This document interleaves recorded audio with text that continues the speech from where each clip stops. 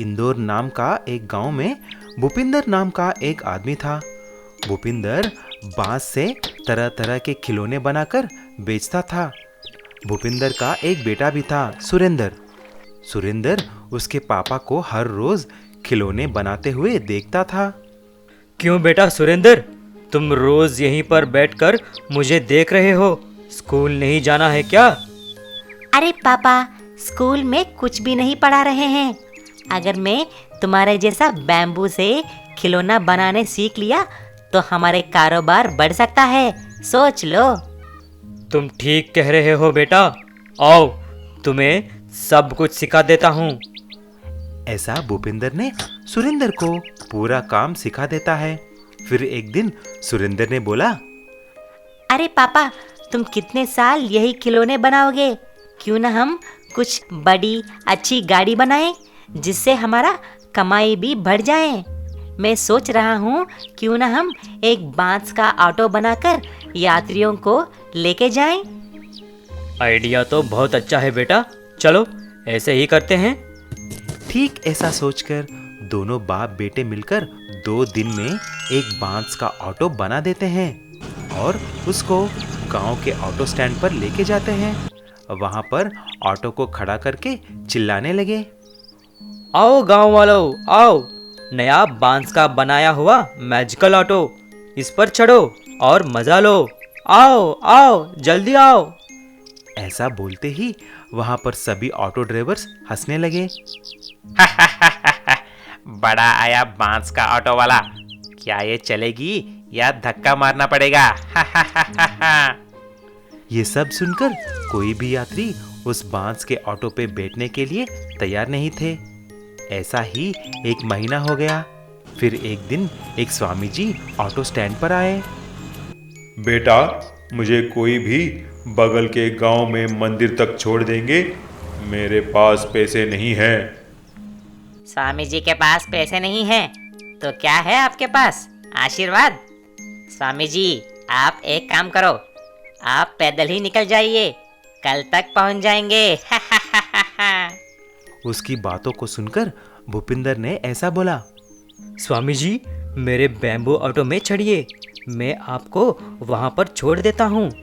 वैसे भी कोई भी यात्री इस पर अभी तक नहीं चढ़े। क्या अभी तक एक भी यात्री नहीं चढ़े?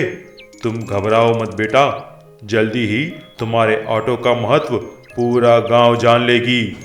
जब स्वामी जी को भूपिंदर ने छोड़ दिया तो स्वामी जी आशीर्वाद देके चले गए। लेकिन कुछ ही दिन में एक बड़ी बारिश और तूफान की वजह से पूरा गांव डूब जाता है। सारे लोग घरों के ऊपर चढ़कर सहायता के लिए पुकार रहे थे, लेकिन भूपिंदर का ऑटो बैम्बू ऑटो होने की वजह से वह डूबी नहीं। तुरंत भूपिंदर और सुरेंद्र ऑटो में जाकर सारे लोगों को एक एक करके सबको सुरक्षित जगह पहुंचा देते हैं। ऐसा बच्चों को और बुजुर्गों को भी बचा लेते हैं। दोनों की सहायता के लिए सारे लोग धन्यवाद बोलते हैं। उसके बाद उसका बैम्बू ऑटो बहुत फेमस हो जाती है और सभी लोग उस पे ही सवारी करने लगे। मधुमक्खियों का छत्ता और डाकू। एक गांव में श्याम नाम का एक आदमी रहता था। वो वन विभाग में बहुत ही ऊंचे पद पर काम करता था। वो बहुत होशियार, बहादुर और ईमानदार वन ऑफिसर था। एक बार उसके सीनियर ऑफिसर ने उसे बुलाते हुए कहा, देखो श्याम, मैं तुम्हें काला वन में भेज रहा हूँ। वहाँ पर डाकू चंगू राम का आतंक फैला है और वो जंगल से वन संपदा काट काट कर बेच रहा है। तुम्हें वहाँ जाकर उसे काबू करना होगा। जी सर, जैसी आपकी आज्ञा। और अगले ही दिन श्याम काला वन के लिए निकल पड़ता है और वहाँ जाकर देखता है कि सभी लोग चंगू डाकू से बहुत डरे हुए थे और उसका वहाँ बहुत आतंक था। लेकिन श्याम अपनी सूझबूझ से चंगू डाकू के कामों पर काफ़ी हद तक काबू पा लेता है। ये देखकर चंगू डाकू बहुत गुस्सा होता है। कौन है वो नया ऑफिसर? उसे सबक सिखाना ही होगा। चलो आज ही हमला करते हैं। अरे नहीं सरदार, अभी तो वो अपने घर गया हुआ है, जब वापस आएगा तब देख लेंगे। ठीक है। श्याम अपने बीवी और बच्चे से मिलने अपने घर आया हुआ था। उसके बेटे चिंटू की स्कूल की छुट्टियां थी और वो भी श्याम के साथ जाने के लिए जिद करने लगा। श्याम और उसकी बीवी चिंटू को बहुत समझाते हैं, लेकिन चिंटू जिद करता है और श्याम उसे अपने साथ ले आता है, लेकिन उसे समझाता है कि वो घर के आसपास ही रहे, क्योंकि यहाँ जंगल में बहुत खतरनाक जंगली जानवर भी हैं। एक दिन जब श्याम सरकारी काम से कहीं बाहर गया हुआ था, तभी चंगू डाकू और उसके आदमी आकर उसके घर पर हमला कर देते हैं। लेकिन श्याम को वहाँ ना पाकर वो बहुत गुस्से होता है और गुस्से में चिंटू को उठाकर ले जाता है। चलो उठा लो इसके बच्चे को, अपने आप आएगा वो पीछे पीछे। चंगू और उसके साथी चिंटू को उठाकर अपने अड्डे पर ले जाते हैं। श्याम को जैसे ही खबर मिलती है वो घबरा जाता है और चंगू डाकू पर हमला करने के लिए पुलिस से सहायता मांगता है, लेकिन पुलिस ऑफिसर उसे और फोर्स आने तक के लिए इंतजार करने को कहता है। डाकुओं के अड्डे पर अकेला चिंटू पहले तो डरता है, लेकिन तभी उसकी नज़र वहाँ पे एक मधुमक्खियों के छत्ते पर पड़ती है। मधुमक्खियों का छत्ता देखकर उसके मन में एक आइडिया आता है। शाम होने पर जैसे ही सभी डाकू खाने पीने में व्यस्त थे, तभी चिंटू अपने आप को एक कंबल से ढककर मधुमक्खियों के छत्ते पर बहुत बड़ा पत्थर फेंकता है। पत्थर लगते ही मधुमक्खियां गुस्से में आ जाती हैं और वो सभी डाकुओं पर हमला कर देती हैं। मधुमक्खियों का हमला होता देखकर डाकू घबरा जाते हैं और उनके डंक से बचने के लिए इधर उधर भागने लगते हैं। मधुमक्खियां चंगू डाकू को भी घेर लेती हैं। अरे बचाओ बचाओ बचाओ, हटाओ कोई इनको। और चिंटू मौका देखकर वहां से फरार होकर अपने घर की तरफ भागने लगता है।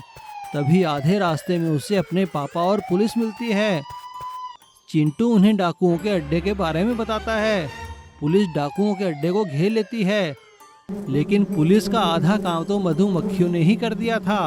पुलिस को सभी डाकू घायल अवस्था में मिलते हैं और इस तरह चिंटू की सूझबूझ और मधुमक्खियों के छत्ते की सहायता से चंगू डाकू का आतंक खत्म हो जाता है और सभी लोग चिंटू की बहुत तारीफ करते हैं। मनीष एक नौजवान था और वह अपने माता पिता के साथ धनपुर नाम के एक गांव में रहता था। कुछ दिनों से वह एक लड़की मीरा के साथ प्यार करता था, इसीलिए मनीष ने मीरा को लेकर अपने घर चला जाता है और अपने माता पिता को दिखाता है। छी छी, तुमने गांव में मेरा इज्जत निकाल दी। तुमको जाकर इसी से प्यार करना था क्या? पिताजी, आप कुछ भी बोलो, मीरा एक अच्छी लड़की है और मैं इससे ही शादी करना चाहता हूँ। अच्छा तो ठीक है, अभी के अभी तुम मेरे घर से निकल जाओ, चले जाओ और फिर कभी तुम्हारा मुंह मत दिखाओ। ऐसा मनीष और मीरा एक मंदिर में शादी कर लेते हैं और उसी गांव में एक घर किराए पे लेते हैं। कुछ साल के बाद उन्हें एक लड़का होता है जिसका नाम था संजय। देखते ही देखते संजय 7 साल का हो जाता है, लेकिन एक दिन उस गांव में बहुत बड़ी बारिश हो जाती है और बाढ़ आ जाती है। सारे घर डूबकर बहने लगे। ऐसा ही मनीष और मीरा का घर भी बह जाती है। तभी तीनों मिलकर मनीष के पिता के घर आते हैं। तभी मीरा ने बोली, ससुर जी, दया करके दरवाजा खोलिए, हमें अंदर आने दीजिए। मेरे लिए तो नहीं, लेकिन अपने बेटा और पोते के लिए तो हमें अंदर आने दीजिए ना। मनहूस लड़की, तुम्हारे वजह से ही तो हमें अपना बेटा दूर हो गया है। चले जाइए यहाँ से। उनकी बात सुनकर मनीष, मीरा और संजय मिलकर एक छोटे से पहाड़ के ऊपर चले जाते हैं। बिना घर के उनको बहुत तकलीफ होने लगी। तभी मनीष ने बोला, मीरा और संजय, अब हम यहीं पर रहेंगे। मैं कुछ लकड़ियों के साथ घर बनाऊंगा। पापा, तो फिर मैं और माँ जाकर कुछ पेड़ तोड़कर लकड़ियों का इंतजाम करेंगे, ठीक है? नहीं बेटा, हमें पेड़ नहीं काटना चाहिए। देखो कितने सूखे लकड़ियां यहाँ पर हैं। हम जाकर उसी से घर बनाएंगे। तुरंत तीनों मिलकर लकड़ियों को ढूंढने में लग जाते हैं। तभी अचानक एक पौधे के पास एक सांप संजय को डस लेती है और संजय तुरंत नीचे गिर जाता है, गिड़गिड़ाने लगता है। मनीष और मीरा वहां आकर रोने लगते हैं। अरे अरे मेरे बच्चे, उठ जाओ, उठो। उठो बेटा, उठो।